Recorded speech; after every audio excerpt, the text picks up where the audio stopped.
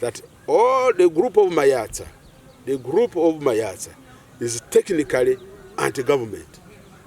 Because I can see the faces there, and Amanya where they belong political and what have you, they are technically taking on government. And that is treason.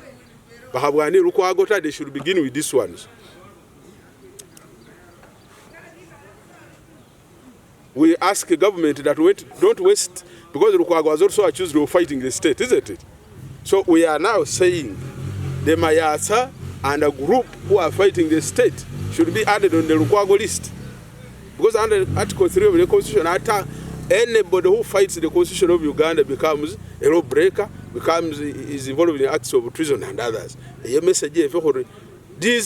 masqueraders putting on gowns and other paraphernalias to create an impression that the cultural leaders must be added on the list of Lukwago. That's it. Because they are causing chaos in this community. So, hulini hahola mediation ifefe ngabe bukuka. We are peacemakers, and His Highness Domukuka has on many occasions conducted several mediations through ikanisa, through nanungakana babandu be bahole barien kuhaba kutumbu hata mediation yiyi muna mbukuka ili rooted ili ni provision isi ili yobari yoelengira article 26 year constitution in Uganda na dala clause 2 E and D. Kana tiro material whenever there is a conflict, communities it's real. That is. So nga hulivere ni mukuka litiro bali abantu bahaba comfortable ta babandu bo barabati mu court isese ngese spokesperson nga Chief Justice ali hulangile febe bukuka was among those that I was specifically invited. Waloma Chief Justice Walomari, we want the Prime Minister of this cultural institution and the spokesperson. Natie Munyonyo, I put up a very serious show. Now we need in the VFA book could reserve from mainstream litigation. Mediation. Because mediation in provided for under section 16, then now 15 of the Cultural Leaders Act. Now Hokobose Mubasaho judiciary officers and enough Yahwa a panel of what? Judges, very eminent judges who are holding mediation. If you're willing to participate. Parties Tirimo, Balimo Basakwa, Balimo Musahuro Gaviali. That is what the government knows. Mr. Mayatsa is a masquerader. I want to put that on record. Is masquerading and masquerade alone or holding out. Under section 16, rather 17 of the Cultural Leaders Act, she acting very severe consequences. Can ever more Bamba Musahuru Mayatsa Muloma Muri Mukuka Alheavy Sa. If I know my lord or pay Fekamabari, firing a buku cabarari for Harumata. If I go made for Ruche and Alio Mundu Malari, watching a home home, Arifa Hera Nekene holo muhuru na fekolo muhuru muahuru isa na aburu ku bambo musahuru Mayatsa imu muahuru muamwe birisa kabubi no kupilisa hora mbisa media platforms zingetitsi holo muhuri bibi ndu bya mediation biri mu court parties in court. Mayatsa is not part of the parties is not part of the parties, so therefore even in the face of a court order under 040 to 25, that's the court order issued by Assistant Registrar from Mbale High Court.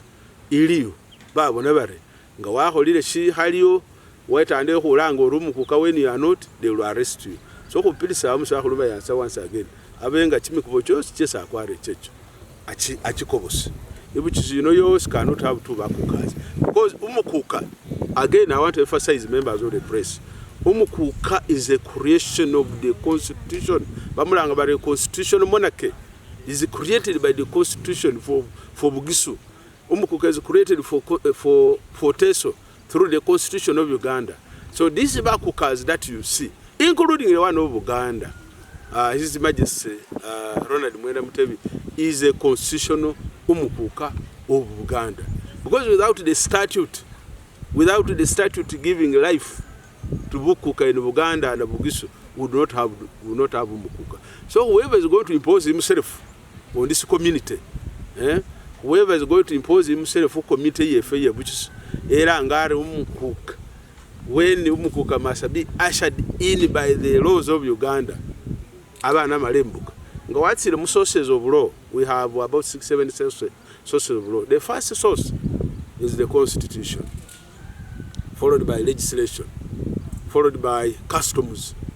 So yes, be a custom, yes, who can have be embedded within the law. So umukuka of Bugisu, His Highness Judy Mike Mudoma, is a creation of the Constitution of Uganda and is a constitutional monarchy specifically for Bugisu. So nga wahotsira muri gambira liye bunani liye buchisu ara ligambira ya Uganda rero mukuka, you'll be wasting time kono umwate ku community ufune stress kubanga nga waho ulinda uyafuna stress yanga achina unafuna stress yanga ate. It will be an offense for anybody to access Mutoto sub-county headquarters yanga achiyeju kubanga that place belongs to the umukuka in the letter by the town clerk. Walomar, that is for the cultural leader because that is the area. This is his docket. We are supposed to be in the city here. Sesenga spokesperson is supposed to have a mugomboro room. Naka ni halama sabatiro mutsawe na balindi arusha ni mukuka wa halemaru. That is part of our territory. Hopisa home masaba wose. Atenga nemboni ngeba masaba. I'll put them on record. Mr. Gidagui, you are notified. Bali abantu habaramba day and night kubanga bafandinga this wrong group ya Mayatsa yichi hababa wa kama pisi hababa wa accommodation mutu hotel. We shall ask the government to interest itself with that, because when you fight a gazetted cultural leader, you are now fighting government. That's what it is. You know, government but that is a direct interpretation, not even a conservative interpretation. Actually, it is a conservative interpretation. Ndinga walu anisire government umukukese government ya gazeti. Wana muhabira atoni jeno muho gazeti ngomukuka. You are directly now fighting government. And once you begin fighting government, as some groups are doing inga Gidagui, who bukura kampesa aromo ni babandu babandi hobeso who may not put everybody on record, you are technically positioning yourself as anti-government. I want to put it on record again that all the group of Mayatsa is technically anti-government. Because I can see the faces there and Amanya where they belong political and what have you, they are technically taking on government. And that is the treason. Bahabwani Lukwago, they should begin with these ones. We ask the government that don't waste, because Lukwago was also accused of fighting the state, isn't it? So we are now saying the Mayatsa and a group who are fighting the state should be added on the Lukwago list. Because under Article 3 of the Constitution, anybody who fights the Constitution of Uganda becomes a lawbreaker, is involved in acts of treason and others. These masqueraders, putting on gowns and other paraphernalias to create an impression that the cultural leaders must be added on the list of Lukwago. That's it. Because they are causing chaos in this community. Mwanyara.